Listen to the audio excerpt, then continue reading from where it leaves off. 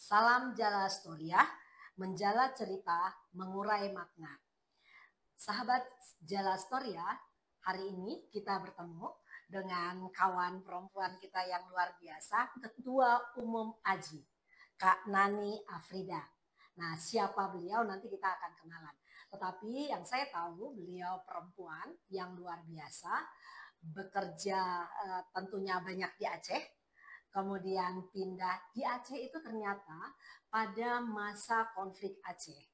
Jadi gerakan perempuan di Aceh tentu sangat luar biasa mendukung upaya-upaya perlindungan bagi perempuan yang menjadi korban konflik saat itu barangkali, dan Kak Nani ada di dalamnya untuk melakukan itu.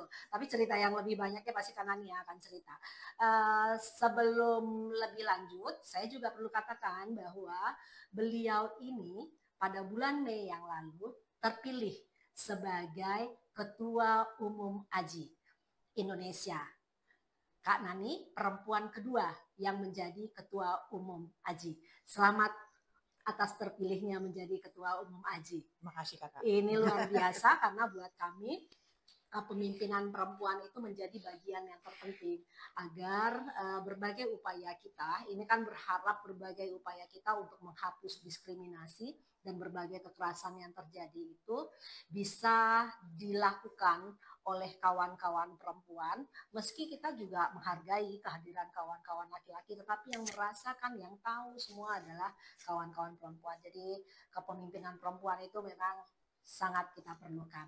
Nah, ini Jala Storia dalam rangka kampanye 16 hari anti kekerasan terhadap perempuan ingin tahu lebih jauh tentang bagaimana sih sebetulnya AJI, bagaimana AJI berupaya untuk menghapuskan berbagai bentuk diskriminasi di tengah persoalan-persoalan diskriminasi yang semakin mencuat dan banyak gitu.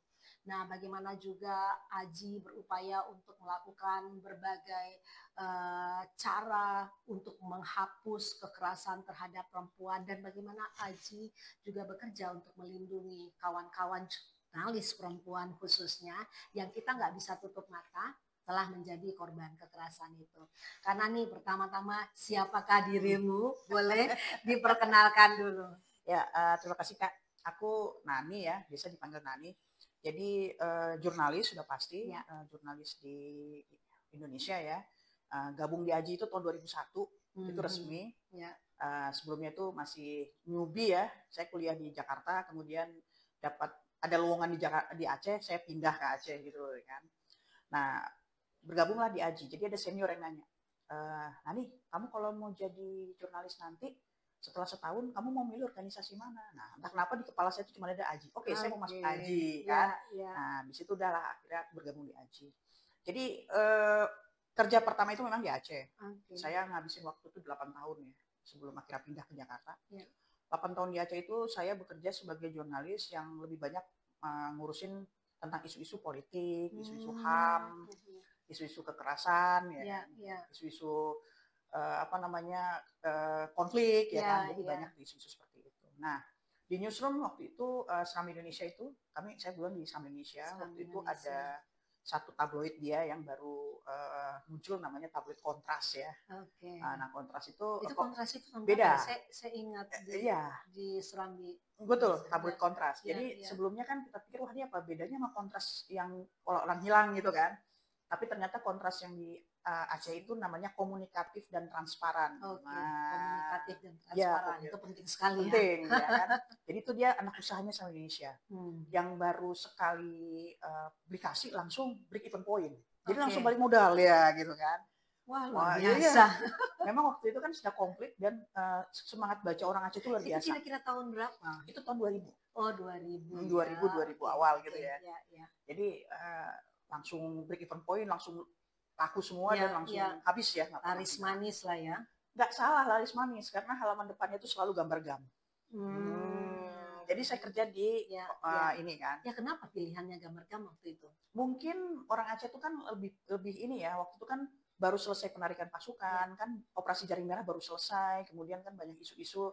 Kalau dulu gam Gerak Aceh Merdeka itu nggak begitu kelihatan, itu pas saat itu mulai mulai muncul dan orang-orang penasaran apa sih nih gitu kan. Jadi kalau melihat gambar-gambar seperti itu ya saya waktu itu kan berpikir ini masuk bagian daripada jurnalisme yang perang ini bisa dibilang kan. Tapi ya waktu itu memang kebijakannya kita memang liputan in-depth, bukan hanya soal GAM tapi TNI. Jadi kadang-kadang foto TNI juga, tapi kalau foto TNI justru nggak laku gitu di Aceh waktu tahun itu. Tapi kalau GAM laku gitu kan. Itu bisa jual cukup banyak ya, sampai 30.000 eksemplar ya buat Aceh doang itu. Itu banyak sekali. Iya, sempat segitu, makanya saya juga heran kan. Makanya itu karena Kak Nani ada. Enggak, saya itu kan newbie masuk situ kan. Jadi rekrutmen mereka, jadi saya masuk kebetulan dan kita bagian dari SAM Indonesia, Kompas Group ya. Itu tabloid. Nah, cuman sekarang udah nggak ada lagi tabloid itu. Jadi pas tsunami aku nggak tahu apa yang terjadi ya, karena aku cuman sempat di situ 2 tahun lebih. Jadi dari 2000 sampai 2003 lah, karena setelah itu saya full time sebagai freelance untuk koran The Jakarta Post. Sebagai free koresponden kan, jadi karena korannya pakai bahasa Inggris, butuh waktu lama, jadi saya akhirnya memutuskan untuk full time di situ.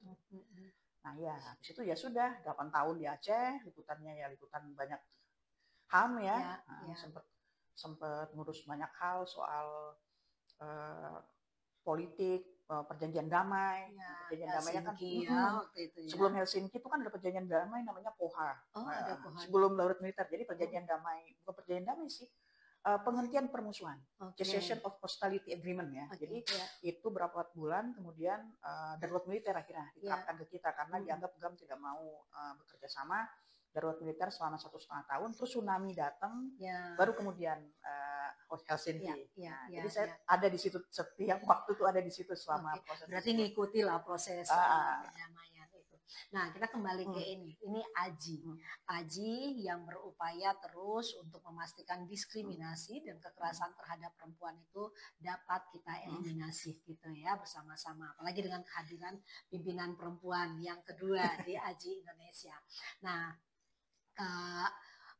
apa sih yang dilakukan oleh AJI untuk pasti bagaimana mencegah, yang kedua bagaimana melindungi kawan-kawan jurnalis perempuan agar tidak menjadi korban kekerasan dan diskriminasi. Sejak saya di Aceh itu, ini biar ada bridge-nya ya, jadi pindah ke Bandung nggak terlalu frontal.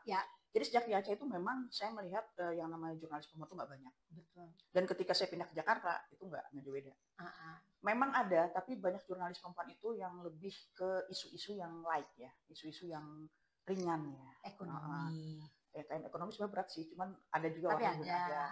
Nah, ekonomi politik yang begitu ya. Kalau ke militer kemana itu sedikit ya wartawan perempuannya yang kebetulan di situ. Dan saya akhirnya bekerja di Jakarta Post full time setelah pindah dari Jakarta. Dan saya bisa lihat sendiri di situ. Cuman waktu itu saya belum aktif di AJI ya, belum aktif di AJI.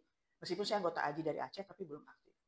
Nah, baru tahun 2000 berapa ya? Pokoknya 6 tahun yang lalu lah saya diajak sama 2018. Mungkin ya 2018. Jadi saya diajak sama ketua AJI saat itu Bang Abdul ya, wartawan Dempo untuk ikutan bantuin AJI Indonesia gitu. Nah, aku jalanin masuk ke divisi gender. Nah, dari situ saya udah mulai belajar lah ya kan tentang isu gender, terus isu perempuan, wartawan perempuan ya. Kemudian setelah 3 tahun ganti kepengurusan, saya kembali di divisi gender. Jadi saya lebih masuk lagi lah di situ. Nah, kepengurusan terakhir ini sebelum yang sekarang itu membuat yang namanya SOP penanganan dan pencegahan dan penanganan kekerasan seksual di AJI. Itu skopnya masih AJI. Masih AJI. Kita nggak mungkin skop lain kecuali Dewan Pers yang bikin skop lain. Kalau AJI nanti yang lain marah dong. Ya kan? Jadi kita bikinnya di skop AJI. Kita ingin menciptakan ruang aman di AJI. Ruang aman artinya anggota-anggota AJI, baik laki-laki, perempuan, ataupun jenis kelamin lainnya, ketika dia masuk AJI merasa nyaman karena ada namanya mekanisme kalau terjadi kekerasan. Nah, udah kita bikinlah itu. Nah, itu memang tentu saja nggak sempurna ya, setelah melalui proses yang cukup panjang akhirnya berlaku, dan kita memang menangani sendiri kasus-kasus tersebut di internal kita. Kalau ada korbannya di internal kita, pelakunya luar, atau pelakunya dan korban sama-sama di internal, itu bisa kita lakukan. Atau korbannya di tempat kita, pelakunya orang luar, itu juga bisa kita lakukan, tapi hanya korban gitu. Memang skopnya memang anggota AJI. Di skop AJI kita udah punya Tapi secara umum di Indonesia kasus-kasus kekerasan terhadap jurnalis itu kan semakin meningkat jumlahnya gitu ya. Nah, Kak Nani sendiri melihat itu seperti apa? Sebelum nanti kita cerita juga bagaimana model penanganan di AJI sendiri untuk kawan-kawan yang menjadi anggota AJI gitu ya. Nah, untuk secara nasional dulu. Secara nasional dengan peningkatan kasus kekerasan terhadap jurnalis perempuan, gimana pandangan AJI? Sebenarnya kalau kita bilang bukan peningkatan jurnalis perempuan ya, peningkatan untuk jurnalis. Nah, kita harus membedakan ini. Peningkatan kekerasan terhadap jurnalis dibagi dua harusnya. Kekerasan jenis apa dulu nih yang menimpa. Kadang-kadang kan ada kekerasan yang perebutan alat kerja, pemukulan, secara fisik ya, intimidasi segala macam. Nah, tapi tentunya kalau saya pikir ini kekerasan berbasis gendernya gitu ya. Ya, kalau itu beda lagi mungkin. Nah, jadi kita belum membuat penelitian baru soal kekerasan ini. Jadi penelitian terakhir itu tahun 2022 ya, kalau nggak salah. Itu memang ketahuan bahwa dari 800 responden yang kita tanya, itu lebih dari 80% itu mengaku pernah mengalami. Jadi kalau ditanya sekarang, apa meningkat, saya nggak berani jawab dulu, karena itu beberapa tahun yang lalu kan, udah 4 tahun ya. Jadi kalau kekerasan biasa yang menimpa jurnalis, kita mengakui bahwa ada peningkatan, karena memang ada data terus. Nah, yang perempuan ini belum. Setelah terakhir kita ngadain apa namanya 2022 kita udah mengadakan, dan kita lihat di situ bahwa memang rata-rata jurnalis perempuan itu pernah mengalami kekerasan, itu aja. Baik kekerasan secara fisik, kekerasan secara verbal, kekerasan secara digital ya. Dan itu ada hubungannya sama seksual sih biasanya. Nah, yang membuat kita cukup kaget dari penelitian terakhir itu menunjukkan bahwa pelakunya itu paling banyak adalah justru orang tak dikenal. Ya kan? Kalau sebelumnya kan kita bilang pelakunya itu pasti narasumber, pasti orang terdekat atau pasti teman, atau ternyata orang tak dikenal. Itu tren yang tidak dikenal itu sejak kapan? Kita nggak tahu trennya, tapi itu hasilnya ya, hasil yang 2022. Jadi orang tidak dikenal kayak gini contohnya kan, misalnya dalam liputan terjadi dorong-dorongan gitu. Terus nanti ada orang yang megang sesuatu gitu dari jurnalis perempuannya gitu, memegang payudaranya kayak atau merengok gimana gitu kan. Nah, pas dia noleh orangnya udah nggak ada, jadi kita mau ngelapor juga bingung, ini siapa yang objek yang harus kita atau subjek yang harus kita lapor itu siapa gitu. Ada juga misalnya di tengah jalan ketika dia baru pulang kerja, tiba-tiba ada orang berhenti di samping dia terus megang dia, kita nggak tahu juga siapa gitu. Nah, yang begini-begini sebenarnya banyak gitu. Jadi makanya paling banyak. Nah, kita saat ini AJI ada kemajuan dalam artian untuk tahun depan kita nggak cuma ingin mengurus teman-teman kita yang anggota AJI untuk isu kasus kekerasan. Sekalian kita mendata gitu berapa orang sih yang ngadu ke kita, dan itu bisa jadi data ke depan ya kan. Makanya kita akan melakukan penanganan juga kasus KS di luar anggota AJI. Saya ingat, jadi saya beberapa waktu yang lalu bicara dengan kawan-kawan jurnalis perempuan di Sumatera Barat. Jadi kan ada forum jurnalis perempuan. Saya sampaikan forum jurnalis perempuan itu mestinya di antara yang bisa dia lakukan itu adalah menangani kekerasan terhadap kawan-kawan jurnalis. Karena mereka cerita sama saya, jadi sudah banyak korban-korban liputan mereka yang lapor ke mereka, jadi yang telat polisi menangani segala macam ke mereka. Oke, itu sudah bagus, tapi progres yang lainnya itu harus menangani kasus-kasus yang ada di Sumatera Barat ya, karena memang tadi apalagi yang Kak Nani ceritakan itu ternyata ada banyak korban yang sebetulnya tidak tahu siapa pelakunya dengan cara-cara yang tadi itu ya. Kemarin saya kira-kira berapa ya? 7 bulan yang lalu ada seorang jurnalis perempuan juga yang berdiri di depan sebuah mall gitu ya, dan di Padang Sumatera Barat, dan tiba-tiba ada motor yang lewat dan melakukan menyentuh tubuh dia gitu, dan dia nggak tahu juga harus lapor kemana. Berarti AJI ingin ada tempat itu atau sudah bercita-cita ada tempat. Itu lagi proses sih. Kita lagi proses untuk membuat SOP untuk eksternal. Penanganan ya berarti ya. Penanganannya tapi nggak menyeluruh kayak model selesai. Kalau di isu di internal kita kan bisa kasih sanksi, bisa seperti itu. Tapi atau kasih semacam pendampingan psikologi ya. Biasanya kan teman-teman yang mengalami jadi korban itu kan mengalami trauma ya. Proses pemulihannya seperti apa ya. Kemungkinan besar kita akan mendampingi teman-teman yang mengalami kekerasan ini yang di luar AJI ya, ya. Ke lembaga pendamping itu termasuk salah satu solusi. Ya, itu salah satu. Saya belum paham juga ini sampai berapa karena tapi saya setuju itu Mbak. Jadi Kak Nani, karena memang perlu ada kemitraan dengan lembaga-lembaga pengada layanan. Jadi kan lembaga pengada layanan ada di seluruh Indonesia dan itu akan didekatkan dengan itu. Oke, setuju. Nah, jadi nanti akan ada lembaga pelayanan mekanisme rujukannya ya, kita siapkan ya. Karena mereka kan bukan anggota AJI, nggak mungkin lah kita ini. Nah, satu lagi caranya untuk mengurangi kasus KS atau penanganan kasus ini supaya selesai, kan Dewan Pers sendiri sudah mengeluarkan surat ya, surat semacam SK itu, saya nggak tahu namanya apa, untuk semua redaksi membuat SOP KS internal newsroom mereka. Nah, ini penting banget, kenapa? Karena kalau AJI itu kan jumlahnya cuma 1.800 kan. Berapa orang jumlah jurnalis di Indonesia? Iya, ratusan ribu kali ya. Banyak lah. Sekarang semua orang bikin media sih, jadi banyak. Apalagi ada media online. Iya kan. Jadi kalau misalnya medianya punya SOP, karena mereka harus disarankan oleh Dewan Pers untuk melakukan itu, otomatis kan mereka juga bisa melindungi wartawan perempuannya, meskipun banyak isu di situ. Pertama, kalau medianya kecil bagaimana? Siapa yang ngerjain? Atau ini perlu biaya tambahan nggak? Pokoknya banyaklah pertanyaan-pertanyaan seperti itu. Tetapi Dewan Pers sudah sepakat ya kemarin, dan saya sangat bahagia dengan progres ini, bahwa newsroom harus punya berkewajiban memiliki SOP untuk penanganan kasus. Satu. Terus yang kedua, kalau newsroom ternyata tidak melakukan apa-apa terhadap kekerasan yang dilaporkan itu, Dewan Pers bisa menurunkan, melakukan verifikasi ulang gitu media tersebut, gitu kan, bahwa dia nggak tanggap untuk isu ini. Terus untuk pelakunya, kalau pelakunya ternyata korbannya melapor misalnya ke Dewan Pers, pelakunya itu bisa dicabut itu sertifikasi jurnalisnya.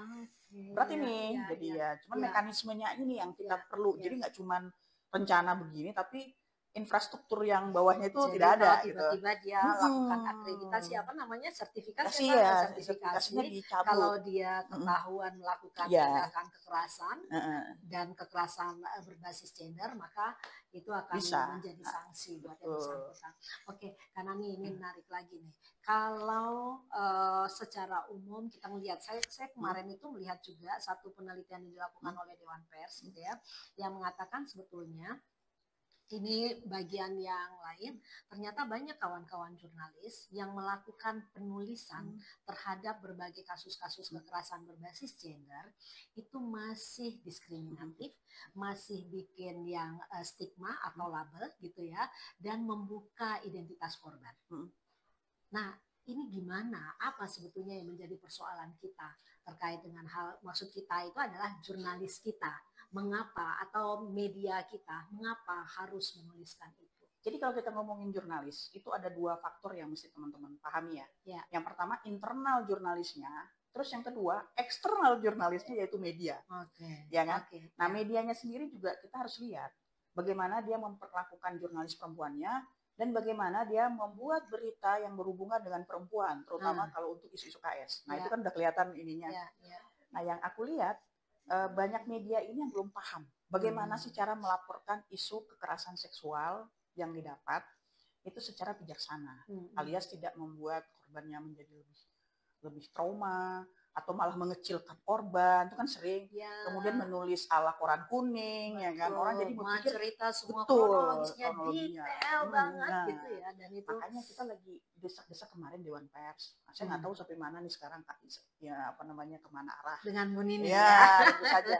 Saya bilang, Bu, kita juga harus paham di situ, karena ada satu penting juga untuk membuat semacam panduan menulis isu kekerasan seksual untuk jurnalis, karena belum selesai, dan kami aja belum punya. Pernah punya dulu, tapi belum selesai. Karena kita kalau untuk internal kita mungkin bisa, tapi kita kan mau skop yang lebih luas, yaitu Dewan Pers. Nah, terus kemudian kita juga berharap, kayak salah satu contoh nih, sejauh mana sih jurnalis bisa mengutip informasi dari polisi? Polisi pasti dia akan menceritakan semuanya, A sampai Z. Malah mungkin aja BAP itu bisa dilihat oleh kawan-kawan jurnalis yang sejauh mana jurnalis punya saringan sendiri bahwa ini nggak boleh loh.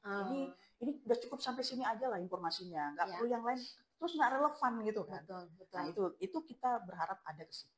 Juga bagaimana cara mengurus isu-isu, terutama ini kan kembali ke awareness, kesadaran pengetahuan dari wartawannya, kesadarannya, kemudian juga mungkin jurnalis reporternya sudah sadar, tapi editornya nggak sadar. Yang capek ya. Mungkin editornya sudah sadar, tapi pemretnya belum gitu loh. Mungkin pemretnya udah tapi agenda setting dari medianya kita nggak tahu. Nah, jadi di situ bermain tiga hal tersebut. Nah, itu yang jadi masih rumit, panjang ya kalau gitu kita lihat. Bali, makanya masih banyak kalau Aji itu sendiri punya obsesi ya, bagaimana kita bisa melakukan kayak training buat jurnalis, siapapun laki-laki kayak perempuan kayak untuk isu ini. Tapi itu hanya untuk Aji aja? Enggak dong, kami kalau bikin training ya, kami kalau bikin training semua bisa ikut. Tapi memang ada yang namanya diskusi internal kita ya, yang membuat misalnya kita bikin diskusi internal memang untuk buat internal. Tapi pengennya sih kita bikin semacam training buat semua orang, bukan hanya jurnalis perempuan, tapi juga jurnalis laki-laki. Nah, aku juga pernah lapor ke Dewan Pers, ada satu tulisan, parah lah tulisannya itu, saya ngelapor ke Dewan Pers. Ternyata jawabannya itu setelah beberapa lama gitu loh. Jawabannya apa? Itu bahwa terkait apa? Medianya harus minta maaf gitu loh, tapi itu terlambat gitu. Jadi ada satu berita waktu itu, kisah seorang atlet ya kalau nggak salah yang dia pernah dia militer juga, dia berganti status dan jenis kelamin dari laki-laki ke perempuan ya. Perempuan ke laki-laki antara kayaknya itu deh. Aku lupa, mungkin harus dicek lagi. Nah itu tulisannya di salah satu media online itu ngeri sekali, sadis lah gitu kan. Nah kami dari Aji melaporkanlah ke Dewan Pers. Melaporkan ke Dewan Pers bilang bahwa ini nggak benar, ini nggak sesuai dengan undang-undang pers gitu. Nah kami nunggu nih prosesnya kok lama sekali. Ternyata beberapa bulan kemudian baru keluar dan udah nggak viral lagi tentu saja. Dewan Pers merekomendasikan media yang bersangkutan untuk minta maaf. Tapi yang jadi masalah sekarang, dia nggak minta maaf dan nggak ada follow up gitu loh. Sampai sekarang nggak ada. Tapi ini bagian yang lain lagi. Mudah-mudahan nanti ini dengar juga kan karena ini masalah kekerasan ya. Karena ini memang perlu ada tindak lanjut yang lebih cepat gitu. Nah, dari yang tadi Kak Nani sampaikan, ada hal yang yang menurut saya menjadi bagian yang penting juga untuk kita obrolkan di sini gitu ya. Nah, Aji sendiri sebetulnya punya banyak sekali gitu ya kawan-kawan jurnalis perempuan, dan ada banyak pimpinan perempuan atau ketua Aji di berbagai wilayah di Sumatera Barat termasuk diantaranya gitu. Bagaimana kita atau Aji berupaya untuk memastikan tadi ruang-ruang yang ada sama antara perempuan dan laki-laki, artinya kita anti diskriminasi. Itu seperti apa sebetulnya upaya itu dilakukan oleh Aji? Di organisasinya atau di medianya? Di organisasi Aji dulu. Kalau kita di organisasi, kita berharap lebih dari 30% ya untuk duduk di afirmasi ya. Tapi jangan salah juga, Aji itu memiliki 1.800 anggota, di mana kurang dari 30%-nya perempuan. Kurang 30% perempuan. Jadi dan dari 30% kurang dari perempuan itu, lebih banyak lagi jurnalis yang lebih suka itu bekerja fokus di kerjaannya ketimbang menjadi pengurus Aji. Nah itu juga harus dipikirkan. Kalau jurnalis perempuan yang jadi ketua Aji itu memang ramai. Kalau Sumatera Barat salah satunya. Kita juga punya Bali. Mbak Ades Denpasar sekarang perempuan. Kemudian ada beberapa kawasan lain yang aku lupa. Banyak itu perempuannya. Dan memang sudah berganti orang dan perempuan gitu loh. Jadi itu suatu hal yang luar biasa. Tapi ya kembali tadi yang saya bilang faktornya.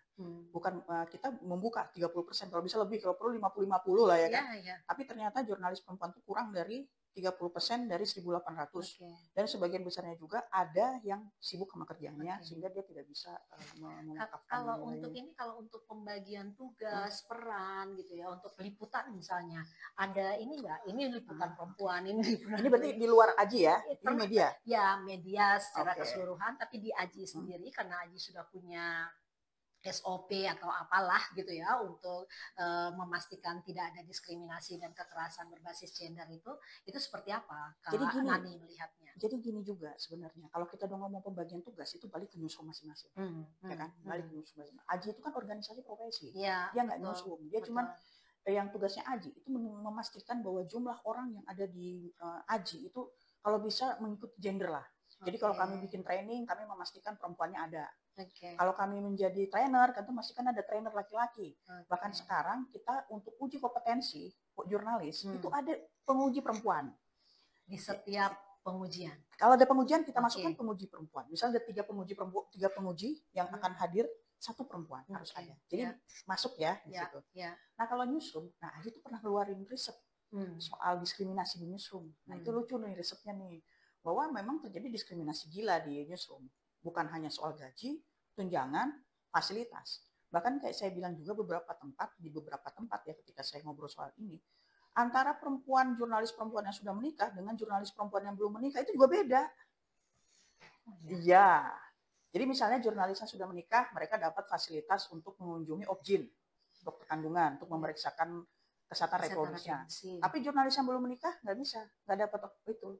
Nah itu berdasarkan riset yang kita lakukan ya, dengan alasan dia belum menikah, jadi dia nggak perlu mengakses itu. Padahal alat reproduksinya itu kan nggak ngaruh perempuan sudah menikah atau belum kan, tapi itu terjadi. Begitu juga soal BPJS itu tunjangan. Kalau di beberapa media itu ada yang BPJS untuk jurnalis perempuan itu hanya untuk jurnalis perempuannya. Untuk anaknya tidak ada. Ya. Ada juga media yang boleh BPJS buat jurnalis perempuan, boleh anak-anaknya. Namun nggak ada saya pikir ada ya, karena saya bekerja di Anadolu itu saya bisa menanggung suami saya dan anak-anak gitu. Nah, itu kan diskriminasi. Sementara kalau jurnalis laki-laki, dia itu bisa menanggung istrinya, anak-anaknya. Oke, sementara yang perempuan masih banyak yang newsroomnya yang hanya untuk perempuannya aja, suami dan anak-anaknya tidak bisa ditanggung.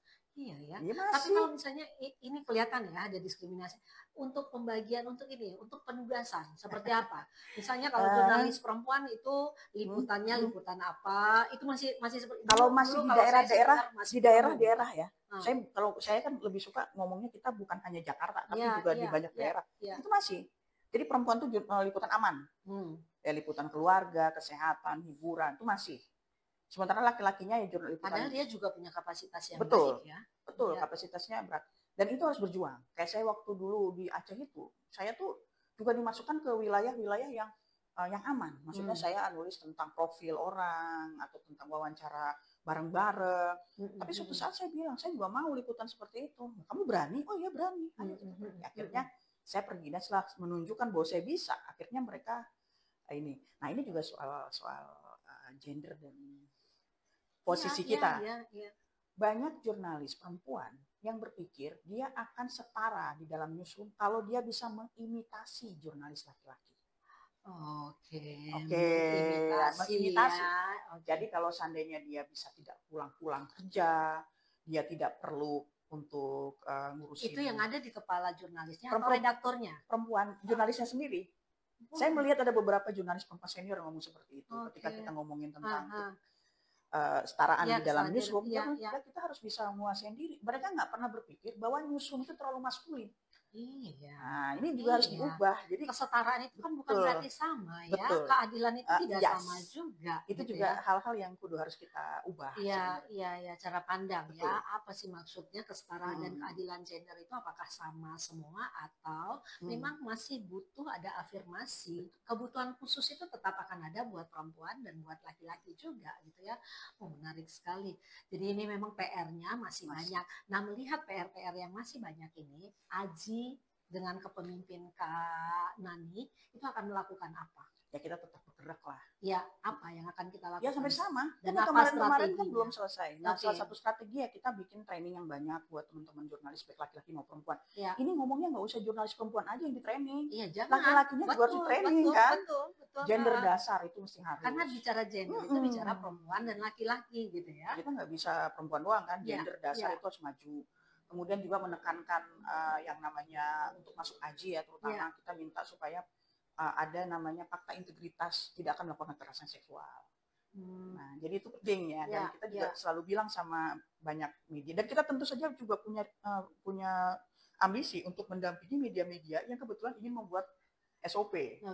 Jadi misalnya ada beberapa media nih yang minta tolong sama Aji, ayo dong tolongin dong kita mau bikin SOP. Nah, ini media anggota Aji atau media? Ada media anggota Aji. Rata-rata sih media anggota Aji ya. Mereka pengen yang kata mau dong bisa belajar bikin SOP gitu. Itu kita bantuin. Kemudian juga kita mulai kayak kampanye ini, kami akan menggerakkan 40 wajib kota sekaligus. untuk kampanye 16 hari ya. anti kekerasan terhadap Jadi nanti perempuan. mereka akan bareng-bareng rame-rame. Gitu. Ini 40 ini kan 40 yang Haji ada kota di Indonesia ya.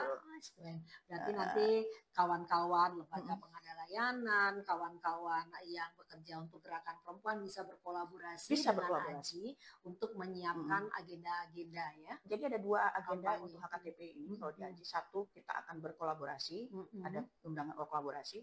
Namun untuk internal kami juga melakukan itu. Jadi kampanye internal. Oh, ada kampanye internal. Jadi apa seperti lebih banyak pada diskusi ya. Kalau ada nanti mungkin ada satu diskusi penting yang ngomongin soal isu-isu terkait. Kemudian juga kampanye media sosial. Lebih pada. Jadi kita mau ngomongin. Tapi kalau buat tanya kalau saya pikir kita itu nggak boleh ngomongin tentang kekerasan perempuan itu di 16 hari ini kalau saya. Harus sepanjang hari. Karena kasusnya ada sepanjang hari. Tapi ini kan momentum ya. Jadi silakan. Tapi buat saya pribadi kita kalau bisa setiap hari ngomongin ini. Iya. Karena memang perlu ada waktu untuk mengingatkan semua. Jadi memang persis momentum 16 hari ini kita harus bicara tentang kekerasan terhadap perempuan gitu, terutama kekerasan berbasis gender dan bagaimana menghubungkannya dengan bahwa kekerasan itu adalah pelanggaran hak asasi manusia. Jadi dari 25 November sampai 10 Desember. Jadi kekerasan terhadap perempuan adalah pelanggaran HAM. Itu sebetulnya yang kita mau omongkan di sini gitu ya. Tapi kalau soal bagaimana kita bicara tentang kekerasan itu ya harus kita lakukan. Dan itu kan modelnya kan banyak ya. Maksudnya kampanye yang bisa dilakukan itu kan banyak gitu. Dan saya pikir sekreatif mungkin karena kan yang jadi anggota Aji itu bukan lagi orang-orang tua tapi banyak juga yang kemarin baru rekrutmen, banyak yang baru-baru dan masih semangat gitu. Jadi perlu pola rekrutmennya, kampanyenya, juga semua harusnya.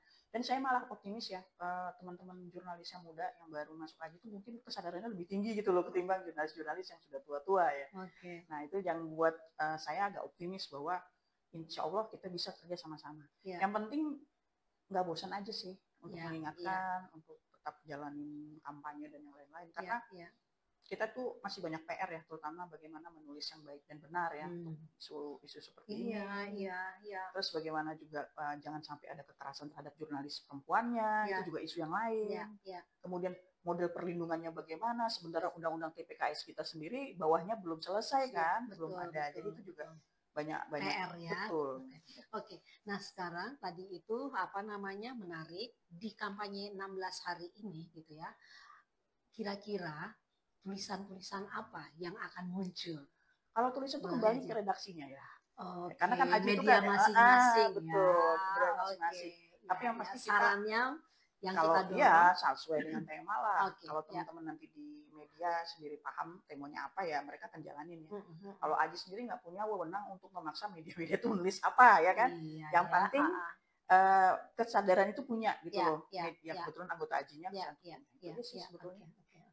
Ya itu menarik sekali dan kita sih berharap ada banyak hal yang bisa kita lakukan dan kita mau nih lebih banyak menggali dari Kak Nani sebetulnya gitu ya karena memang ini catatan kita tadi ada persoalan penulisan berita, ada persoalan bahwa tidak sedikit kawan-kawan jurnalis menjadi korban kekerasan, ada persoalan juga bukan di Aji sendiri gitu ya, mungkin ada juga ditemukan kawan-kawan jurnalis laki-laki yang menjadi pelaku atau kawan-kawan jurnalis perempuan yang menjadi korban. Apa yang dilakukan untuk itu? Tadi kan ada proses dan segala macam. Kita mau elaborasi itu sebetulnya gitu ya. Cuma ini kayaknya waktu membatasi kita.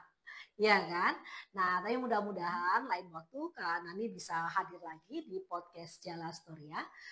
Karena kita yang tadi itu, kita mau menjala cerita, ingin sekali dapat cerita yang banyak ya, upaya-upaya Aji dalam rangka memastikan bahwa penghapusan kekerasan terhadap perempuan dan kekerasan berbasis gender lainnya gitu ya, itu menjadi bagian di mana media adalah corong yang paling adil untuk menyampaikannya.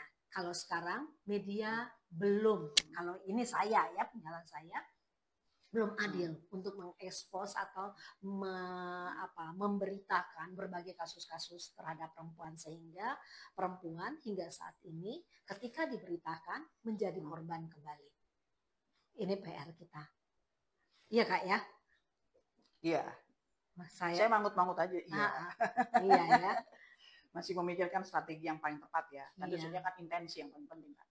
Intensi dari semua pihak, bukan hanya jurnalis tapi juga medianya gitu. Iya. Intensi juga bukan hanya apa namanya masyarakat juga gitu loh, tapi juga dari kelompok-kelompok yang berkepentingan ya, kepolisian gitu loh ya, kejaksaan dan yang lain-lain. Bagaimana semuanya bisa bekerja sama-sama gitu, nggak sendiri-sendiri. Itu juga salah satu cara bagaimana supaya isu ini bisa diselesaikan pelan-pelan gitu ya.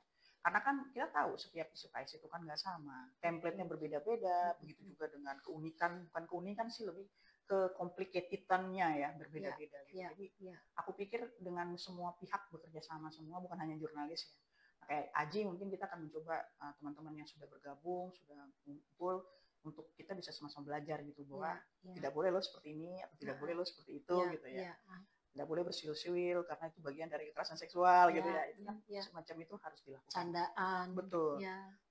Kalaupun selesai bukan hanya di Jakarta tetapi juga di seluruh dan pelan-pelan, karena saya termasuk orang yang percaya kalau sedikit perubahan itu nggak bisa dilakukan sekaligus gitu ya, pelan-pelan gitu. Jadi ya yang penting jangan antipati dulu lah, karena dibilang wah ini malah belum apa-apa udah seperti ini gitu.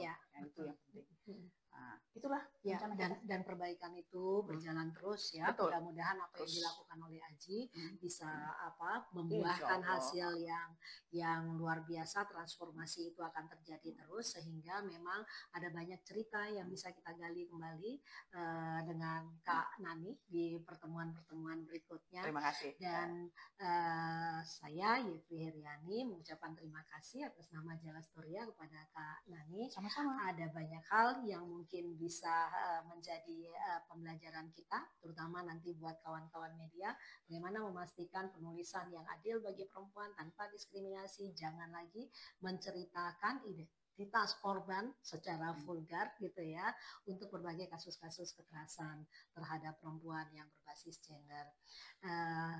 Sekali lagi terima kasih banyak Kak Nani atas kedatangannya. Salam Jalastoria. Dan mari kita bersama-sama menjala cerita, mengurai makna. Salam.